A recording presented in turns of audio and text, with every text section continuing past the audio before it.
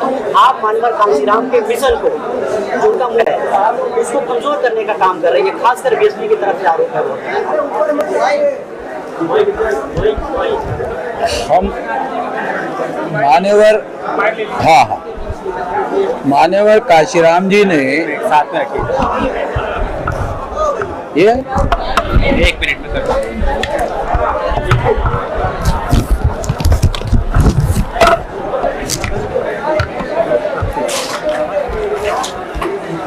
मान्यवर कांशीराम जी ने 13 स्टेट में 140 जिलों में वामसेक संगठन था, तब उन्होंने मुलायम सिंह यादव जी को मुख्यमंत्री बनवाया था। 13 स्टेट में और 140 जिलों में वामसेक था तब। तो हमने 19 साल की उम्र से अभी 64 चल रहा है, 45 ईयर में हमने 31 राज्यों में 567 जिलों में और 4000 से ज़्यादा तहसीलों में, 22,000 से ज़्यादा ब्लॉक में और 1.5 लाख से ज़्यादा गांवों में ये संगठन और ये मूवमेंट फैलाया है और मुद्दों पर 2 बार भारत बंद करवाया है। कांशीराम जी चाहते थे इस आंदोलन को राष्ट्रव्यापी आंदोलन बनाए, क्योंकि मैं शुरू का साथी हूँ, तो इसलिए हम जानते हैं और मुझे खुशी है कि जिस आंदोलन को ब्राह्मणों के शरणागत सौंप दिया गया मायावती के द्वारा, उस आंदोलन को मैं केवल बचाने में कामयाब नहीं हुआ, बल्कि मैं इसको बढ़ाने में भी कामयाब हुआ और आने वाले 10 साल में कांशीराम जी के शब्द है, मंजिले मकसूद तक पहुंचाया जाएगा इस कारवां को। वो शब्द यूज करते थे, मंजिले मकसूद तक, तो इसे पहुंचाया जाएगा आने वाले 10 साल में। ऐसा अब मेरा यकीन और विश्वास हो गया है। इतनी बड़ी ताकत अभी हमारी बन गई है। तो इसलिए जो लोग आरोप करते हैं, उनके पिछले चुनाव में 19 एमएलए चुनकर आए, हमने एक भी नहीं हरवाया। मुझे बहुत दुख हुआ, मेरी वजह से एक तो हरना चाहिए था बहन जी का, मगर मेरी वजह से एक भी एमएलए बीएसपी का नहीं हारा, दूसरे लोगों ने हरवाया और 19 में से 12 लोग छोड़ के चले गए, वो भी हमारी वजह से नहीं गए। तो अब बहन जी का ये जो चुनाव है, ये आखिरी चुनाव है और ये मूवमेंट अभी उसके ओरिजिनल मातृ संगठन के साथ आ जाए। वामसेक मातृ संगठन है जिसका मैं राष्ट्रीय अध्यक्ष हूँ। सर, जैसे आपका भी कहना है कि ये बीएसपी के लिए एक लास्ट चुनाव है, अंत है, लेकिन बीएसपी का 2017 के अगर आंकड़े उठा के देखे जाए तो 22.5% वोट है, जनाधार है, लेकिन वो जनाधार सीट में कन्वर्ट नहीं है। और अभी बीएसपी के लोगों को कहना है कि हम 2022 में सत्ता में आने वाले हैं, और आपका कहना है कि हम अंत पे है, बीएसपी अंत पे है। और किस आधार पर यह माना जाए कि बीएसपी का जनाधार बढ़ रहा है? 19 में भी जनाधार बढ़ा है, तो अब कैसे जनाधार घटेगा? जब उनकी सरकार आई थी तो 207 लोग शायद उनके एमएलए चुनकर आए थे, तो उस समय उनका जनाधार राउंड अबाउट 29.6% या लगभग 30%, वो घटकर 22.5% रह गए। ये आंकड़े चुनाव आयोग के हैं, ठीक है। अभी मुसलमानों का कहना है कि अब हम इस समय बीएसपी को वोट दें, अब हमारा दल आ गया ओवैसी साहब, अब हम उनको वोट नहीं दें। वो ऐसा कह रहे, मैं यूपी में घूम रहा हूँ तो 22.5 में मुसलमानों के वोट थे, 22.5 में एमबीसी के वोट थे, 22.5 में ओबीसी के वोट थे, 22.5 में 21% शेड्यूल कास्ट है। तो और सारे लोगों के वोट थे। इसमें और भी कहा जा सकता है कि कुछ पंडित लोगों के भी वोट थे जिनको उन्होंने टिकट दिया था। जो जीतने वाले थे उसमें ब्राह्मणों ने, उन्होंने पंडित ने वोट दिया था। ये रियलिटी है, इस बात को मानना पड़ेगा। तो अब की बार 5 साल की सरकार में मायावती ने शेड्यूल कास्ट के विरोध में भी ऑर्डर निकाले। रिजर्वेशन इन प्रमोशन का मामला फैसला करने लायक था। सुप्रीम कोर्ट ने कहा सरकार चाहे तो रिजर्वेशन इन प्रमोशन दे सकती है, मगर सतीश मिश्रा जी ने मायावती को कहा बहन जी सर्वजन नाराज हो जाएगा, सर्वजन नाराज हो जाएगा। तो सर्वजन को नाराज ना होने के लिए reservation in promotion schedule caste के लोगों को, ट्राइब के लोगों को बहन जी ने नहीं दिया और एट्रोसिटीज एक्ट को कमजोर किया। आजकल मायावती हमारी वजह से एट्रोसिटी एक्ट के बारे में बोल रही है, नहीं तो बोलती ही नहीं थी। शायद आप लोगों ने ध्यान नहीं दिया कि मायावती कभी भी एट्रोसिटीज के रेफरेंस में बोलती नहीं थी। पहली बार आजकल वो ट्वीट करती है या अत्याचार हुआ, सरकार ने ध्यान नहीं दिया, ये नहीं हुआ, वो नहीं हुआ। हम लोगों की वजह से ध्यान दे रही है। बीएसपी के लोगों को हमारा वामन मेश्राम का धन्यवाद करना चाहिए कि तुम लोगों का ध्यान मेरी वजह से वो दे रही है। अभी बहन जी का जो खबरें आ गई है, करोड़ वाला जो टिकट बिकता था वो लाख में आ गया और जिन्होंने 3 करोड़ में लिया था वो बोल रहा है मेरी रैली देखकर अरे गया मेरा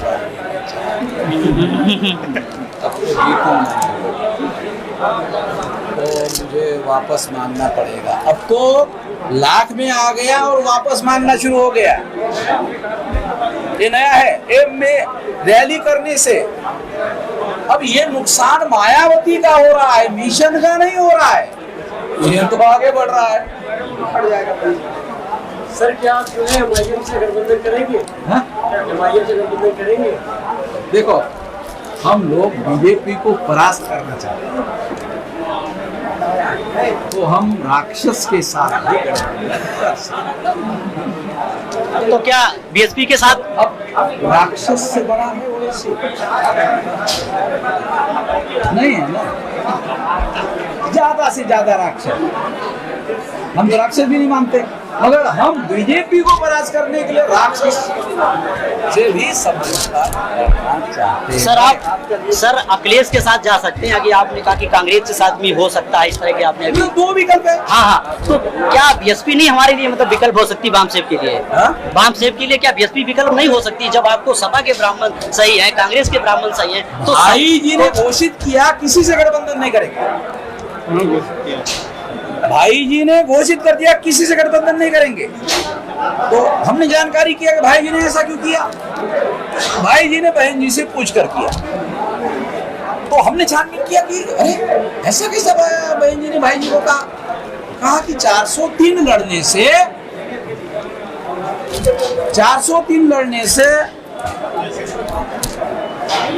ज्यादा मिलेगा,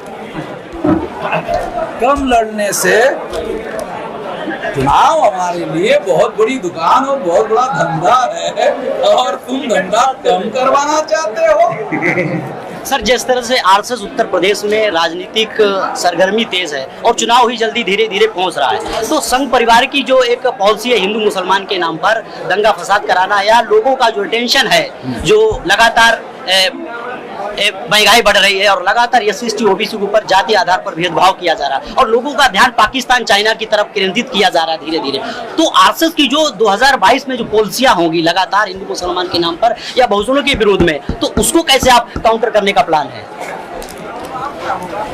10 दिसंबर को ओबीसी के लिए भारत बंद नहीं सुना चल रहा है? आप पत्रकार लोगों को समझ में नहीं आ रहा है, कितनी दुख की बात है। हमारे पास कम बुद्धि है मगर पत्रकारों के पास तो कम नहीं होता है बुद्धि। ये उसी का ना बंदोबस्त है। हिंदू मुसलमान कर नहीं पाएगा। जोगी अनुष्ठान कर रहा है काशी विश्वनाथ में जाकर। क्यों कर रहा है मालूम है? आंकड़े कह रहे जोगी जी आ नहीं रहे आप। पंडित जी ने कहा क्या उपाय है? कहा कि हवा खराब हो गई, दूषित हवा साफ करनी होगी। पंडित जी इसके लिए क्या करना होगा? यज्ञ और हवन करना होगा, दूषित हवा दूर हो जाएगी, आंकड़े दुरुस्त हो जाएंगे। अच्छा कितना लगेगा? और जितना ज्यादा लगेगा उस हिसाब से हवन और यज्ञ होगा। खास तो योगी जो है यज्ञ और हवन से चुनाव जीतने का देख रहा है। आप पत्रकारों को दिख नहीं रहा है? अरे चुनाव हारने की वजह से यज्ञ हवन करवा रहा आपसे है। एक ये सवाल है कि मोहन भागवत जी कह रहे हैं कि आप मूल निवासी हैं, तो आप बराबर कहते हैं कि जो मूल निवासी यहाँ के दलित है, ओबीसी एसटी माइनॉरिटीज है, तो उसमें क्या लगता है? भागवत जी को डीएनए का सर्टिफिकेट बनाने के लिए मैं पैसा दूंगा।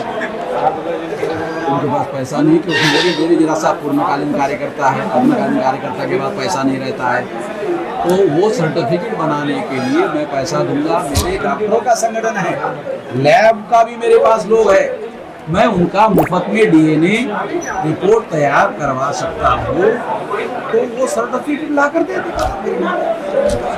उसमें क्या ऐतराज है? वैसे उसका रंग काला है, हो सकता है जला आजकल मतलब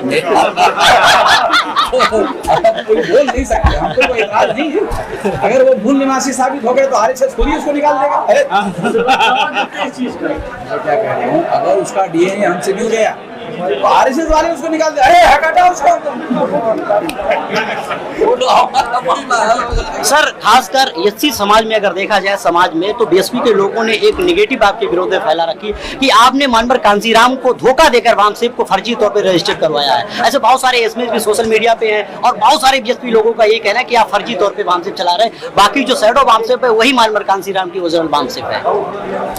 शैडो अंग्रेजी शब्द का क्या अर्थ? छाया होती है। छाया कोई सच्चाई होती है क्या? नहीं, उन लोगों का आरोप है। सरकार बंधु जो है छाया को सच मान रहे हैं। अरे हम छाया है, फिजिकल है भाई, दिख रहे हैं, आंखों से देख रहे हैं आप। और उसका फोटो भी निकल रहा है, निकलता कि नहीं निकलता? छाया का फोटो निकलता है, तो छाया गलत, छाया झूठ होता है, जो फिजिकल है वो सही है। हमने इस मूवमेंट को कहां से कहां पहुंचा दिया है, और नहीं पहुंचाया होता तो आप भी हमको पूछने के लिए नहीं आते। और एक और अभी खासकर बयान दे रहे हैं कि हम भारतीय मूल निवासी हैं, तो ऐसा तो नहीं काम से विचारधारा से डर के वो लगातार आपको काउंटर करने के लिए ये सवाल कर रहे हैं और मीडिया इसको कवरेज दे रही है कि हम भारतीय मूल निवासी हैं। आप भी हमारी तरह समझदार हो गए। आप भी हमारी तरह समझदार हो गए। मुझे खुशी है हमारे समाज के लोग, चाहे हमारे कोशिश की वजह से हो या प्रचार की वजह से हो, हमारे लोगों की समझदारी बढ़ रही है। सर जिस तरह से आप चुनाव लड़ रहे हैं, आप सत्ता की भी कह रहे कि हम सत्ता में आएंगे, तो जो ईवीएम का जो मामला है 2014 से लेकर अभी तक आप लगातार टेक ओवर भी कर रहे हैं और बहुत सारी जानकारी आपकी वजह से समाज में आज ईवीएम के विरोध में ओपिनियन है, तो जो रिकाउंटिंग की उसमें जो ईवीएम में व्यवस्था नहीं है, रिकाउंटिंग अगर सेकंड कैंडिडेट मांग करता है, एप्लीकेशन करता है चुनाव को, तो उसमें रिकाउंटिंग की व्यवस्था नहीं है, बैलेट में है। अगर रिकाउंटिंग की व्यवस्था नहीं, आप सत्ता में भी आने की एक वो है आपके अंदर कि हम सत्ता में आएंगे, तो ईवीएम की वजह से आप दोबारा कैसे सत्ता में आएंगे हम लोग? ये बहुत बड़ा सवाल है। ईवीएम से रोका जा सकता है, आ रहे हैं हम सत्ता में 200% है, मगर ईवीएम से रोका जा सकता है।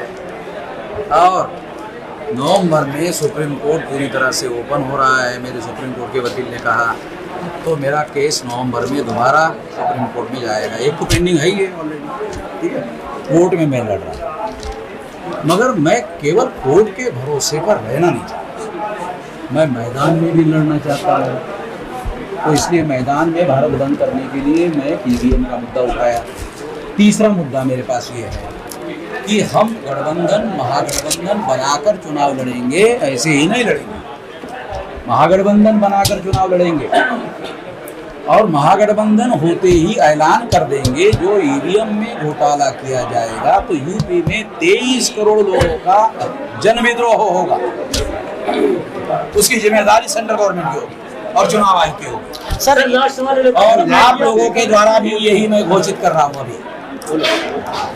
सर आपसे लास्ट सवाल है कि जो बड़ी मीडिया है, नेशनल मीडिया है, वो आपकी कवरेज क्यों नहीं दिखाती? आपकी इतनी बड़ी रैली हुई जिससे काफी परिवर्तन लग रहा उत्तर प्रदेश के अंदर, तो आपको क्या लगता है कि ऐसी विचारधारा है उनको रोका जा रहा है?